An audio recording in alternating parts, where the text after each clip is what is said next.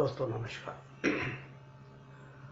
आज हम बात करेंगे इजी स्वरोजगार। शायद थोड़ा सा अजीब सा लगे, कुछ लोगों का विरोध भी हो और लोग विरोध करेंगे। पहले लोग क्या करते थे कि जब देश आज़ाद हुआ, जितने भी नेतृत्व कार्य होते थे, जिसको बोलते लीडरशिप, नेता जो होते थे वो निस्वार्थ होते थे। वो देश का नेतृत्व करते थे अपनी प्रॉपर्टी को लगाकर, अपने स्वयं के धन से, और वो देश को धन दे के फिर देश की सेवा करते थे। और इस तरीके से वो लगातार जो है और लोगों को मोबिलाइज करके अंग्रेज़ों के खिलाफ लड़ाई लड़ते थे। उनको लीडरशिप कहते थे। बहुत सारे नेता है जो बिल्कुल भी देश के लिए कोई धन उनके पास नहीं होता था, बल्कि जेब से धन लगा लगा के आज़ादी की लड़ाई लड़ी, देश में जनताओं की सेवा करी, बड़े बड़े आंदोलन करे। और वो सब सेवाएं करते थे, तब उनको नेताजी कहते थे। विवेकानंद, सुभाष चंद्र बोस, भगत सिंह, बहुत सारे आपके होंगे जो उस समय थे। और ऐसे नेताओं को हम नेतृत्व, उनको हम नेता कहते थे। आज बताएं स्वरोजगार क्या है। अगर हम स्वरोजगार की एक और परिभाषा अगर लेके आते हैं तो आपको समझ में आएगा कि स्वरोजगार मतलब एक बार नेता बन जाओ, बस फिर कोई रोजगार करने की जरूरत नहीं 7 पीढ़ी तक। अब नेतागिरी नहीं है, अब देश की सेवा नहीं है, अब क्या है, एक बार नेता बन जाओ 7 पीढ़ी तक खाओ। बताओ कितना बड़ा रोजगार है। आदमी इस हिसाब से अब नेतृत्व करने के लिए आ रहा है। नेतागिरी में इसीलिए आ रहा है कि वो एक बार नेता बन गया, अरबों करोड़ों की प्रॉपर्टी हो गई देश सेवा, फुर्सत, देश सेवा करने नहीं आता। ये स्वरोजगार ढूंढ कर रखा है। अधिकतर आप हिस्ट्री निकालिए, किसके पास क्या था, आज उनके पास क्या है। ये नेतृत्व है। इसमें भी हम फिर भी आशाएं रख के चलते हैं, कारण हम इस देश में, हम अपने जिस राजा को हम राजा मानते हैं, वो राजा ही प्रजा की सेवा करता है, इसलिए हम ये मान के चलते हैं। और बहुत सारे लोग बात सुनना ही नहीं चाहते हैं, बात करना ही नहीं चाहते हैं। अगर हम कहते तो सीधा सा आ जाएगा कि पार्टी के विरुद्ध है, देश के विरुद्ध है, समाज के विरुद्ध है, उसके विरुद्ध है। मैं एक सीधी सिंपल सी बात कर रहा हूँ। हम स्वरोजगार योजना की बात करते हैं, मेरे हर वीडियो स्वरोजगार योजना पे ही, लेकिन मेरे दिमाग में एक ख्याल आया कि सबसे अच्छा रोजगार तो यही हो गया, फिर एक बार नेता बनो, 4 पीढ़ी 5 पीढ़ी तक खाओ, ऐश करो, इसके अलावा और कुछ नहीं, फिर कुछ करने की आवश्यकता नहीं। दोस्तों, हमको जगना पड़ेगा। आज अगर विधायक, सांसद, मंत्री की जितनी सुविधाएं, जितनी पेमेंट, जितनी सैलरी, जितना उनको वो रिटायरमेंट मिलता है, वो क्लोज कर दीजिए और बोलिए कि जो देश की सेवा करेगा वही नेता होगा, वही देश की सेवा करेगा, वही देश का सेवक होगा। उसको कोई सैलरी नहीं दी जाएगी, वो भत्ता दिया जाएगा, सुबह शाम खाना, चलने के लिए वाहन, इसके अलावा कोई सुविधा नहीं। तो देश की सेवा करो। फिर देखो कौन नेता बचता है, कौन आता है सेवा करने के लिए, कौन देश का सेवक बनता है, कौन आपकी सेवा के लिए खड़ा होता है। कोई किसी की सेवा करने के लिए खड़ा नहीं होता है। लेकिन हम लोग बहुत जल्दी भूल जाते हैं। फिर चुनाव शुरू हो गया। मध्य प्रदेश तो पूरा 5 साल चुनाव में गए, कुछ नहीं होने वाला।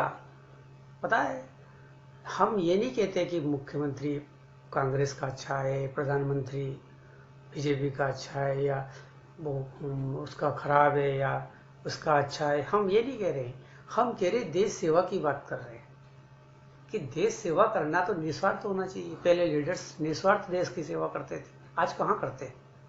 आज तो बस नेतागिरी में आते ही इसलिए कि एक बार नेता बनो, 7 पीढ़ी तक खाओ। हिस्ट्री निकाल दीजिए आप। अगर मेरी बात से सहमत हो तो हमको जन सेवा की जो बात करता है, जो बूथ का जो नेता होता है, उसको पकड़ना पड़ेगा। अगर आप लोग सहयोग करते हैं तो मैं ऐसी हिस्ट्री दे सकता हूँ जो आज भी बैंक के चक्कर्स, दुनिया के चक्कर्स काट रहे हैं। दूसरा, चैनल मीडिया का हमारा देश में सबसे बड़ा रोल होता है। लेकिन आपको पता है कितने लोगों की सीबीआई जांच चल रही है, उन गरीबों को जो एक परिवार से 25-25 लोगों की नरसंहार हत्या कर दी, उसकी सीबीआई जांच चल रही है और जांच कहाँ है ही नहीं। चैनल उठा के देखेंगे सुशांत सिंह, मैं नहीं कहता कि सुशांत सिंह का विरोध करते, सुशांत सिंह की भी जांच हो, लेकिन उनकी भी जांच हो जिन लोगों को उसकी आवश्यकता है।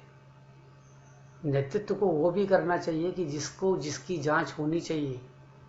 अब पता है बाढ़ के बारे में देखिए आप, उन लोगों के आंसू गिर रहे हैं, कई सुशांत सिंह पानी में बह गए, भूख से मर रहे हैं, पत्ते खा रहे हैं, पत्ते कहाँ है। और आपने देखा, मैंने अभी समाचार सुना था, इंडिया टीवी पे आया था, नेताओं से पूछा कि आप सुशांत सिंह के बारे में क्या कहना चाहिए, बोले वो हमारा देश का बेटा था, उसकी सीबीआई जांच होनी चाहिए। सेकंड क्वेश्चन था पत्रकार का कि बाढ़ के बारे में आपको क्या कहना चाहिए, तो मालूम उस लीडर्स ने क्या कहा, आप बताओ क्या करना चाहिए। क्यों एक एक लीडर्स को 2-2 लाख 2.5 लाख रुपए सैलरी और भत्ता और वो मिलता है, और जिसके पास मोटरसाइकिल में पेट्रोल डालने को नहीं था, 100 करोड़ की आसामी, 1000 करोड़ की आसामी, कॉलेज उसके, जांच बेगेट से हो जाती है। तू मेरी मत कहना, मैं तेरी नहीं कहूंगा, तू भी चोर मैं भी चोर, ऐसे करके जांच को समाप्त कर दिया है। मेरा मतलब ये है कि देश की आज़ादी के लिए एक बार नहीं कई बार लड़ना पड़ेगा, और भी लड़ना पड़ेगा, लड़ना ही पड़ेगा, लड़ना नहीं पड़ेगा, लड़ना ही पड़ेगा। और जब तक कड़वी बात सुनने की आदत नहीं होगी, आपको बुराई का पता नहीं चलेगा। राम के चरित्र के बारे में जानते, राम ने राज को त्याग दिया छोटे भाई के लिए, छोटे भाई ने राज त्याग दिया बड़े भाई के लिए। हम कहा है, राम राज ऐसा होता है, जनता की सेवा परमो धर्म था, उनकी सेवा के बारे में पढ़िए। रामायण कोई पढ़ता है? आज की पीढ़ी को रामायण के पता ही नहीं है। वो तो शुक्रिया है इस चैनल वालों का जिन्होंने रामायण लाई, और रामायण की वजह से लोगों को राम के बारे में पता है।